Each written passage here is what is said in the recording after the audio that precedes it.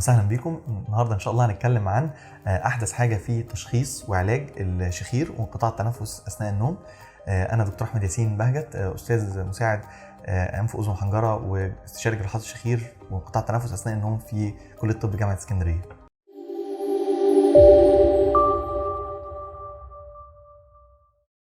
هل كل مريض بيشخر او كل انسان بيشخر ده يعتبر مرض؟ الحقيقه لا، مش اي واحد بيشخر بيبقى عنده مشكله. لو واحد مجهد ونام هيشخر، لو واحد بقاله كام يوم ما بينامش هيشخر. لكن هل لو واحد ابتدى يشخر كل ليله وابتدى يشخر بصوت عالي جدا لدرجه ان اللي جنبه بينزعج مش عارف ينام منه، ده في الحاله دي بنبتدي نقول عليه ده شخير مرضي. شخير مرضي دوت سببه ان الهواء بيعدي في مكان ضيق في مجرى التنفس. المكان الضيق دوت بيؤدي الى ذبذبه في المكان دهوت وبيطلع صوت الشخير. فمعنى كده ان اللي بيشخر بصوره منتظمه معناها عنده ضيق في مجرى التنفس. طيب الضيق ده في مجرى التنفس دوت مشكلته ايه؟ مشكلته 3 حاجات. رقم 1 ان هو مشكله اجتماعيه، ان هو اللي جنبه مش عارف ينام يعني بكتر الصوت. ويا ريت الشخير مثلا صوته منتظم، لا ده هو بيجي فترات كده تلاقي مره صوت عالي كده هوت، فبالتالي اللي جنبه بيروح مفزوع ما يعرفش ينام بسببه. رقم 1 فهو مشكله اجتماعيه. رقم 2 ان اللي بينام وهو بيشخر ده هو ما بينامش مستريح، كل شويه تلاقيه بيتقلب، كل شويه اللي جنبه بيروح نغزه كده وتقول له اعدل راسك.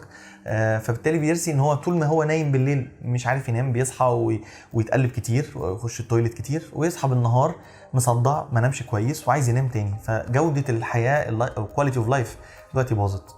السبب الحاجه الثالثه بقى المهمه اللي الشخير ممكن يأذي فيها المريض، ان هو الضيق اللي موجود في مجرى التنفس دوت يتحول الى انسداد تام في مجرى التنفس. انسداد تام في مجرى التنفس معناها الاكسجين يبتدي يقل وثاني اكسيد الكربون يزيد في الدم.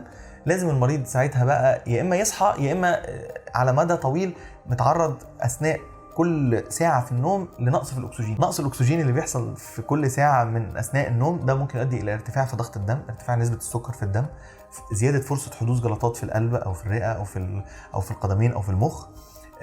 فبالتالي بقى الموضوع مش موضوع ان هو صوت عالي ومزعج ومشكله اجتماعيه، بقى مشكله طبيه ان هو في نقص في الاكسجين وانقطاع في التنفس اثناء النوم. وبالتالي احنا بنعالج الشخير للثلاث اسباب دولت. لما يبتدي يتحول الى عاده وبيحصل كل يوم يؤذي اللي جنبه مش عارف ينام، او بيؤذي الشخص نفسه ان هو مش عارف برضه ينام، بيصحى بالنهار نايمان ومصدع. ورقم 3 ان هو معاه بقى ارتفاع في ضغط الدم او ارتفاع في نسبه السكر في الدم او مشاكل جلطات بتحصل للمريض. طيب ايه احدث حاجه حاليا دلوقتي عشان نشخص ونعالج الشخير؟ في حاجتين مهمين جدا. رقم 1 ان احنا نشوف ايه اللي بيحصل اثناء النوم، وده ان المريض بيعمل حاجه اسمها دراسه نوم. دراسه نوم بينام على جهاز، والجهاز ده هو يبتدي يقيس ايه اللي بيحصل له اثناء النوم. ايه فكره ان هو ينام على جهاز عشان يقيس يعني صوت الشخير؟ لا، لانه كل المرضى اللي بيشخروا مش كلهم زي بعض، كله بيطلع نفس الصوت بس لما نيجي نعمل لهم دراسات نوم نلاقي ان واحد بيتخنق 40 مره، واحد بيتخنق 20 مره، واحد بيتخنق 10 مرات. في واحد نقول له بس انت عندك مجرد مشكله اجتماعيه، لو ما فيش تنام في اوضه لوحدك حتى خلاص اتحلت. وكان في واحد تاني لا، تقول له انت بتتخنق اختناق كبير جدا وبتحتاج ان انت تتدخل عشان تعالجه وما تسيبوش يشخر وبس. فدراسه النوم مهمه جدا تفرق ايه درجه انقطاع التنفس او درجه الشخير اثناء النوم. ثانيا تفرق هل المشكله جايه من الضيق اللي احنا قلنا عليه، ولا مشكله سنترال من فوق مركزيه من مراكز التنفس اللي في المخ، ان نقص الاكسجين دوت بسبب يعني ارتخاء العضلات بتاعت مجرى التنفس، ولا المشكله مشكله في الرئه.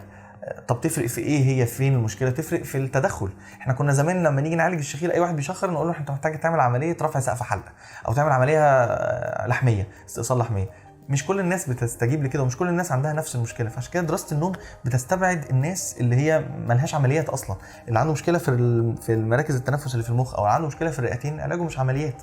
اللي عنده مشكله في ضيق النفس ده علاجه ممكن يبقى فيه علاج بالعمليات. ده اول حاجه بنعملها في التشخيص. رقم 2 ان احنا بنكشف على المريض وهو نايم. كل الحاجات اللي بتتعمل، الاشعاعات والرنين وكل الحاجات دي بتتعمل للمريض وهو صاحي، ما بتبينش ايه المشكله وايه مكان الانسداد فين بالظبط. ولكن لما نحب نشخص العيان بصوره دقيقه احنا بننيم المريض، بننيمه بنديله دواء في الوريد منوم، مجرد منوم يبتدي المريض ينام ويبتدي يشخر. ولو في نقص في الاكسجين او انقطاع في التنفس يبتدي يحصل. الكلام ده بيتعمل في اوضه عمليات، ونروح مدخلين منظار من الانف، منظار مرن من الانف لغايه الحنجره، ونبتدي نبص على مجرى التنفس من الداخل اثناء النوم، اثناء الشخير او اثناء الانقطاع بتاع التنفس. وبالتالي احنا بيبقى عندنا في الاخر زي البازل كده هوت، الصوره بتكتمل من ناحيتين. الناحيه الاولانيه جوده النوم عامله ازاي، ايه اللي بيحصل اثناء النوم، والناحيه الثانيه ايه اللي بيتسد اثناء النوم لو احنا افترضنا ان خلاص او لقينا في دراسه النوم ان المشكله في مجرى التنفس. فدي احدث حاجه ان احنا نقدر نشخص بيها المريض بطريقه دقيقه. نيجي للعلاج، ايه احدث العلاجات اللي بتتعمل؟ كنا زمان هو بنيجي كده نروح قاصين حته من سقف الحلق وشايلين اللوز ويبقى وكده شكرا. الحقيقه مش هو ده المشكله. حاليا ان اغلب المرضى عندها حاجه اسمها مالتي ليفل اوبستراكشن، او عندها انقطاع في التنفس اثناء النوم نتيجه انسداد في كذا مكان في مجرى التنفس. بدءا من الانف احنا لازم واحنا بنشخص المريض بندور هل في مشكله في الحاجز الانفي، في تضخم في الغضاريف الانفيه، هل في لحميات من الجيوب الانفيه سد التنفس، هل في لحميه عاديه زي اللحميه بتاعت الاطفال ودي اشهر سبب في الاطفال الشخير، ولا في كمان ان صمام الانف بيتطبق اثناء النوم.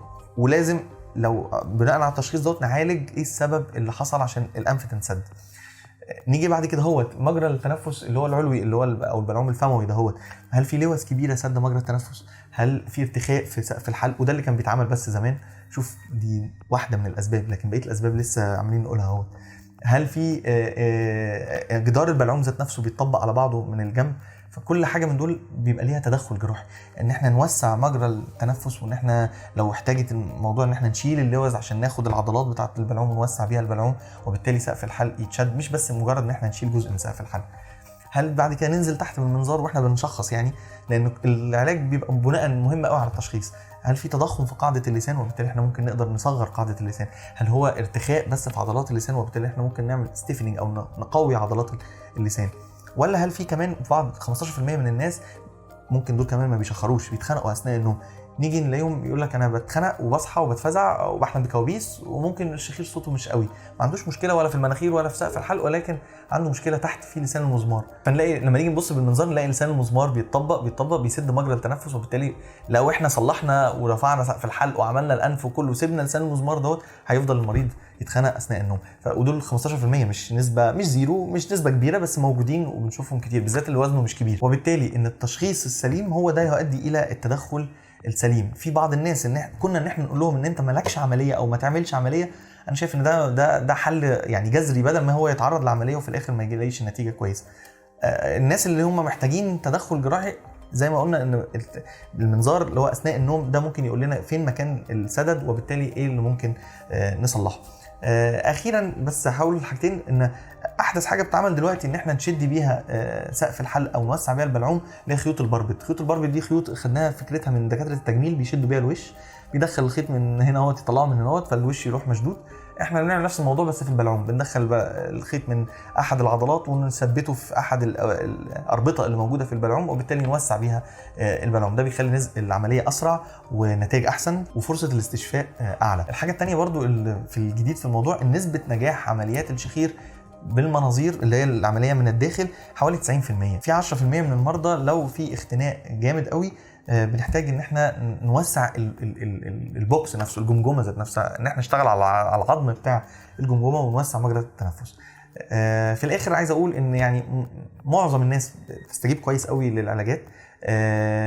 في تكنولوجي موجوده جديده قوي في العالم بس للاسف لسه ما جاتش ولا مصر ولا في الشرق الاوسط، ان احنا نزرع جهاز داخل الجسم ان هو يحفز العصب رقم 12 اللي هو الهايبوجلوسال نيرف. وده يعني من احد الحاجات، لان في بعض الناس ما عندوش اي مشكله في ضيق في مجرى التنفس ولكن العضلات بتطبق على بعضها. دي الجهاز دوت بيستحس العضلات دهيت، اول لما بيحصل اختناق يستحس العضلات وبالتالي تشتغل تاني وبالتالي الموضوع يتحل جذريا. وبالتالي كل اسباب الشخير او انقطاع التنفس اثناء النوم ليها علاج جراحي، ولكن التشخيص السليم هو الاساس، وبناء على التشخيص بنقدر نحدد العلاج المناسب. شكرا جزيلا.